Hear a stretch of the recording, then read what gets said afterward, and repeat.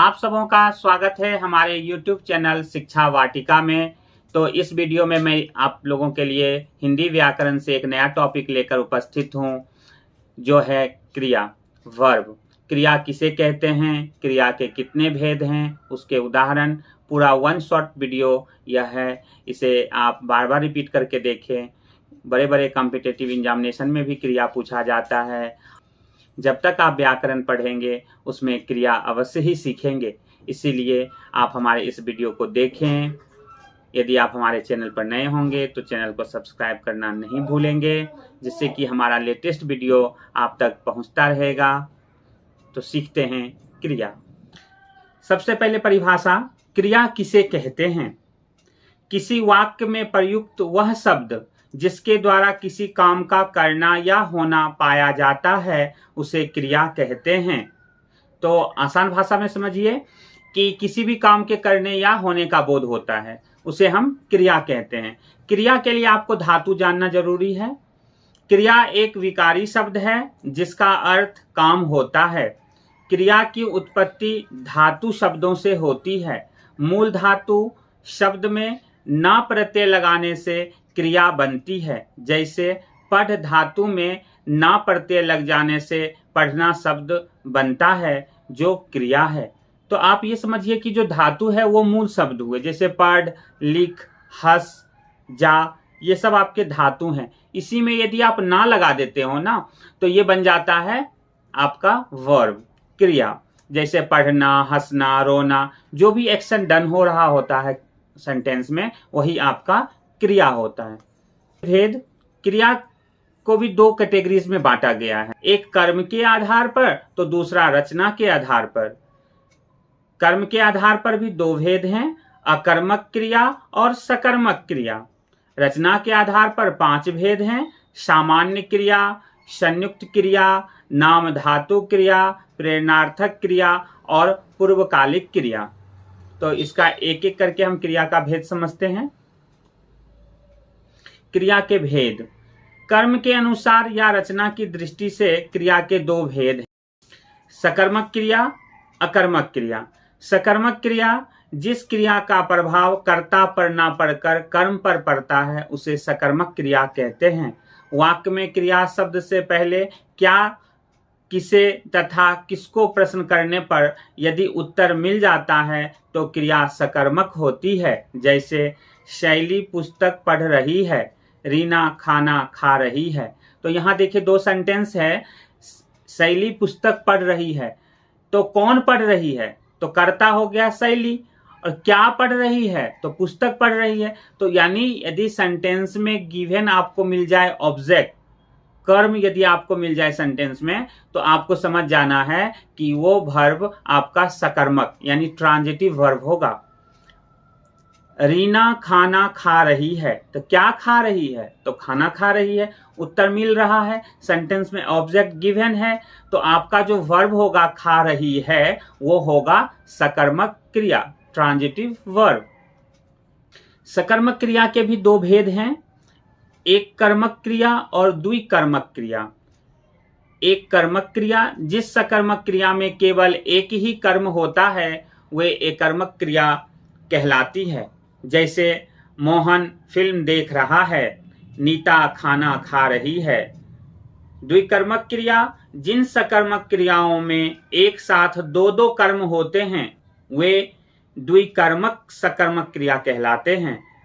जैसे श्याम ने राधा को रुपये दिए, मीरा अपने भाई के साथ फिल्म देख रहा है। तो यहाँ एकर्मक और द्विकर्मक यानी one object is given in your sentence and two object given in your sentence. क्या देख रही है, क्या देख रहा है? तो फिल्म देख रहा है। नीता खाना खा रही है, तो क्या खा रही है? तो खाना खा रही है। तो वन ऑब्जेक्ट है। और उसी तरह से यदि द्विकर्मक की बात करते हैं, तो श्याम ने राधा को रुपये दिए, किसको? तो राधा को। क्या? तो रुपये। तो दो ऑब्जेक्ट इज है आपका सेंटेंस में। मीरा अपने भाई के साथ फिल्म देख रहा है, तो अपने भाई के साथ फिल्म देख रहा है, तो फिल्म है और भाई के साथ है। तो यहाँ दो ऑब्जेक्ट है क्रिया में, इसीलिए ये हो जाएगा आपका द्विकर्मक क्रिया। अब सीखते हैं अकर्मक क्रिया, इंट्रांजिटिव वर्ब। जिस क्रिया का फल कर्ता पर ही पड़ता है वह क्रिया अकर्मक क्रिया कहलाती है। अर्थात आपका सेंटेंस में ऑब्जेक्ट नहीं रहेगा। Object is not given in your sentence is called intransitive verb. वैसे ही अकर्मक क्रिया भी आपका, इसमें डायरेक्ट वर्ब का फल कर्ता पे पड़ता है, कर्म रहता ही नहीं है सेंटेंस में, क्या करने से उत्तर मिलेगा ही नहीं। अकर्मक क्रिया का कोई कर्म, देख रहे हैं, कारक नहीं होता है, इसीलिए इसे अकर्मक कहा जाता है। जैसे घोड़ा दौड़ता है, श्याम रोता है, सुनील पढ़ता है, पूजा नाचती है। यहाँ जो देख रहे हैं घोड़ा दौड़ता है, तो क्या दौड़ता है, क्या रोता है, क्या पढ़ता है, क्या नाचता है, ऐसा करने से कोई उत्तर प्राप्त नहीं होगा। इसीलिए ये दौड़ता है, रोता है, पढ़ता है, नाचती है, ये सब आपका अकर्मक क्रिया होगा। समझ गए? आगे देखते हैं।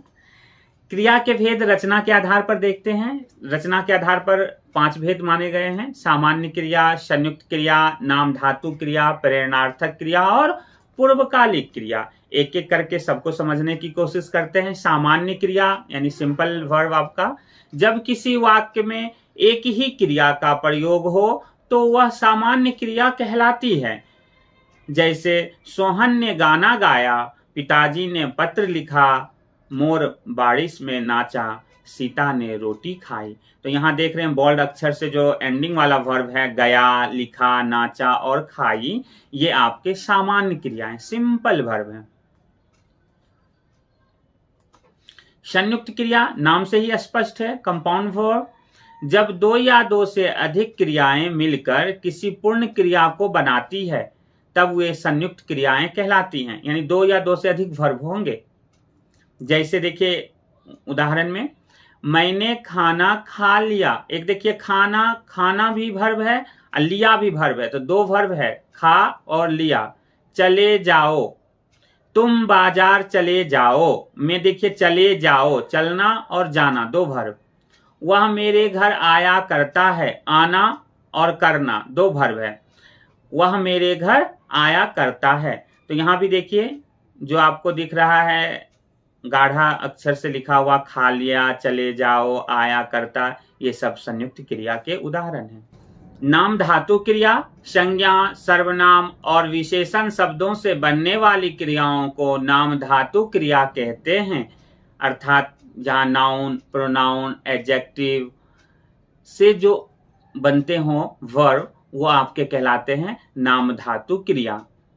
उदाहरण देखें, जैसे हाथ से हथियाना, रंग से रंगना, अपना से अपनाना, बात से बतियाना, शर्म से शर्माना, गर्म से गरमाना, दुख से दुखाना, ये सब आपके हो जाएंगे नाम धातु क्रिया। हाथ देख सकते हैं कि ये आपके क्या हैं, नाउन, और इससे हथियाना, किसी चीज को प्राप्त कर लेना, जबरदस्ती ले लेना, हथियाना के अंतर्गत आता है, तो ये आपका हो जाएगा वर्ब।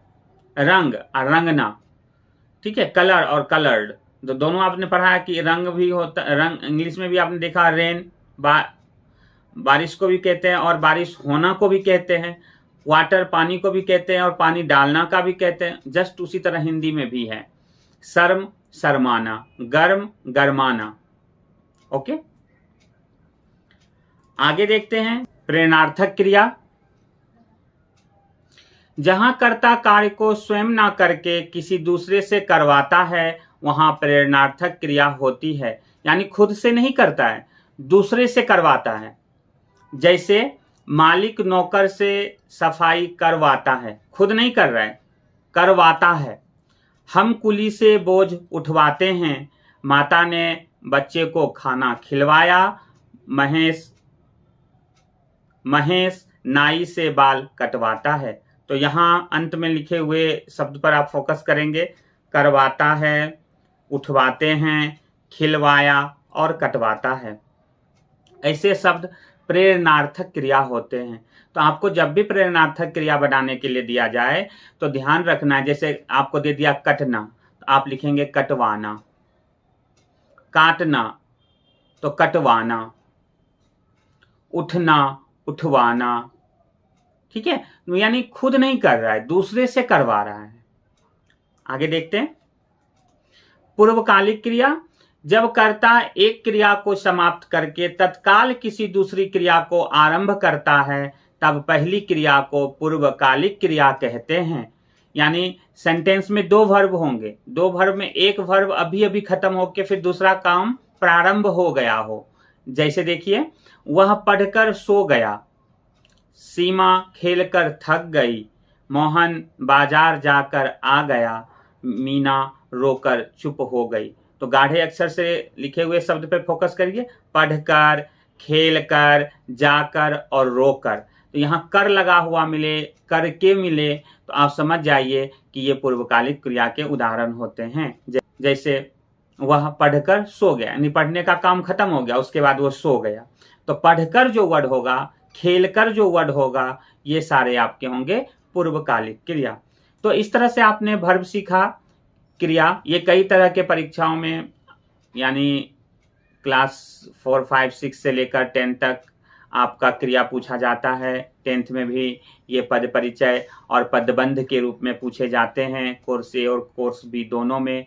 तो इस वीडियो को आप बार बार रिपीट करके देखते रहें, जिससे कि आप यह क्रिया पूरी तरह से सीख सकते हैं। धन्यवाद।